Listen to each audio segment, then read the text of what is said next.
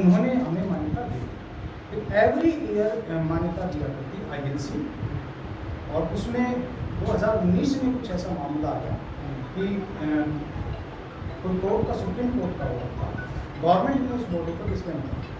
तो ये कहा जी आपको इस बॉडी की आवश्यकता नहीं है, क्योंकि ये अलग से आर्बिट्ररी इस ढंग से चल रही है, ये प्रॉपर वर्क नहीं कर रही, तो ना तो इसको मान्यता देने की पावर है और ना इसको कोई पब्लिश करेगी, ना कोई लिस्ट मान्यता की जारी करेगी 19 में। तो उसमें क्या है, वो बॉडी अपने हिसाब से एप्लीकेशन मांगती है। तो उसमें बहुत से कॉलेजों ने तो क्या किया कि अप्लाई किया, बहुत से ने नहीं किया, क्योंकि उसमें पावर दे दी गई स्टेट नर्सिंग बोर्ड को। वो जो पावर मनोज जी हाँ राजस्थान सरकार का लेटर निकाल वाली अभी इसमें राजस्थान सरकार का था, मुझे पीछे लिखा हुआ था कि राजस्थान सरकार ने ये कह दिया नहीं है जी एक्सिस्टेंस में। उसके बाद राजस्थान नर्सिंग काउंसिल ने कह दिया, उसके बाद राजस्थान मेडिकल इंस्टीट्यूट ने, तीनों चीज। उसके बाद जिसकी मन आया उसने उसको अप्लाई किया, वो इंडिपेंडेंट बॉडी किया, उसको नहीं आया उसने नहीं किया। तो राजस्थान में से ऐसे होंगे 30-35 कॉलेज जिन्होंने उसमें अप्लाई नहीं किया, हमने भी नहीं किया। 3 साल तक हमने नहीं किया, 19-20, 20-21 और 21-22, 3 साल। ठीक है जी, जिसने 10,000 रुपये फीस कटाई उसका लिस्ट में नाम।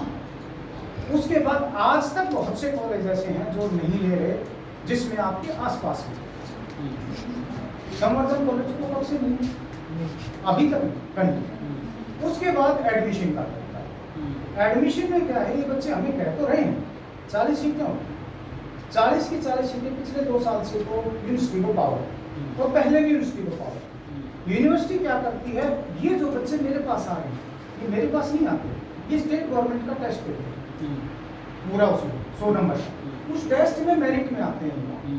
मेरिट में आने के बाद एक काउंसलिंग होती है यूनिवर्सिटी गवर्नमेंट की, और काउंसलिंग से वो हमारे पास बच्चे भेजते हैं और वो इंश्योर करते हैं कि भाई ये कॉलेज ठीक है या नहीं है। जो कॉलेज ठीक है उसको सरकार बच्चे देती है। हमारे पास मान लीजिए 40 सीट है, 20 बच्चे सरकार ने भेज दिए, तो इनमें से 20 बच्चे तो गवर्नमेंट ने भेजे, मैं तो उनको जानता ही नहीं था। उन्होंने 2 फार्म भरा, 2 अप्लाई, जो सीटें खाली बची उन सीटों को वो कहते हैं आप भर लो, हमारे पास लेटर, हम उनकी पावर में उनकी कैपेसिटी, जिसने अप्लाई किया, जिस बच्चे ने राजस्थान गवर्नमेंट उसमें अप्लाई कर दिया बीएससी नर्सिंग के लिए, वो वहाँ अप्लाई कर। अब बात आती है बैच, मेरे 2 बैच पास आउट हो चुके, 19-20 हो गया, 20-21, तो 19-20 तो रिसेंटली पास आउट हो गए, रिसेंट उसमें उनकी रजिस्ट्रेशन अभी पेंडिंग, 20-21, 19-20 के रजिस्ट्रेशन हो चुके। उसमें से बहुत ज़्यादा उदाहरण नहीं आए, उसमें से एक उदाहरण ऐसा आया कि भाई बच्चा एम्स में लगा है, पटना में सिलेक्शन हो गया, तो ये दिक्कत तो आती है कि भाई कहाँ से मान्यता प्राप्त है, क्या है। तो जब उन्होंने मनाही कर दिया उसके लिए, तो गवर्नमेंट ने उसको अपॉइंटमेंट देना था, तो आईएनसी ने भी एक प्रावधान निकाला कि भाई 500 रुपये का ड्यूटी लगा के जो बच्चा पास आउट है स्टेट नर्सिंग काउंसिल की मान्यता के साथ, उस रजिस्ट्रेशन के साथ मेरे को अप्लाई करो, मैं बताऊंगा ये वैलिड है या नहीं, मान्यता है नहीं। उसमें उस बच्चे ने जो एम्स में सिलेक्शन हुआ उसने अपना 500 रुपये का मेरे कॉलेज का वो लगा के कर दिया और उसको सूटेबिलिटी दे दी, पटना एम्स में वो बच्चा लगा। तो उस बैच में 19-20 में 1 लगा, तो 40 के 40 हो गए। राजस्थान गवर्नमेंट ने मेरे को 20 बच्चे दे दिए, बैच में से 20 उन्होंने यहाँ से भरवा दिए, एक भी बच्चा सरकार ने दे दिया, सारे हो गए, इंडिविजुअल रिस्पॉन्सिबिलिटी ना होगी उसमें। उसके बाद अब अगली बात आती है 21-22 के अंदर आरएनसी का है, ये बच्चे पास आउट होंगे, तब एक का ये ऐसी आ गई, मैं ये कह रहा हूँ भाई दूसरा पास आउट हो गया, उसका रजिस्ट्रेशन की कल मीटिंग है, 5 से 7 दिन में उनके रजिस्ट्रेशन आ जाएंगे। मैं ये कर रहा हूँ कि अगले मंडे तक वो रजिस्ट्रेशन उपलब्ध करवा दूँ, मैं कल जाऊँगा। वो रजिस्ट्रेशन आने के बाद ये एक बच्चे का किसी का भी कहेंगे 500 रुपये लगा के मैं वहाँ से लेटर सूटेबिलिटी निकलवा देता हूँ। जब वो बैच हो गया, वो सारा वो वैलिड हो गए, तीसरा बैच मेरे पास पढ़ रहा है, ये फाइनल ईयर में क्लियर होगा फीसिलिटी करवा देंगे। ये चीज़ है इसके अंदर। जब इतनी सारी चीज़ें हैं आईएनसी का, उसके बाद तो हम 21-22 के बाद तो हम भी 10,000 फीस कटवा के फाइल भेजने लगे हुए, मान्य हो या ना हो, जैसे और भेज रहे हैं तो वो दे रहे हैं। जो शुरू में उन्होंने हमें दी फर्स्ट टाइम जो होती है मान्यता इस बार वो देकर वो जो सूटेबिलिटी वाला है, अब कंटिन्यू उसके बाद हम भी भेज देते हैं। अब इसके अंदर किसी बच्चे को उसके बाद एम्स का है ये फॉर्म है एप्लीकेशन। सुनो मुझे एक बात बताओ, आपको सारी बात समझ में आती है।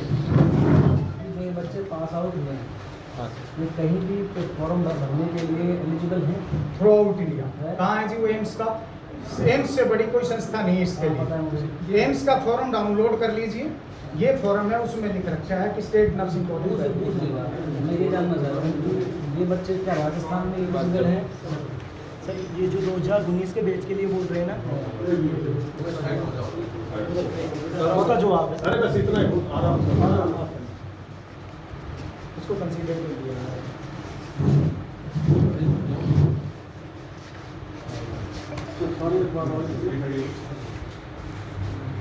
क्या बात हो गई? आज शानदार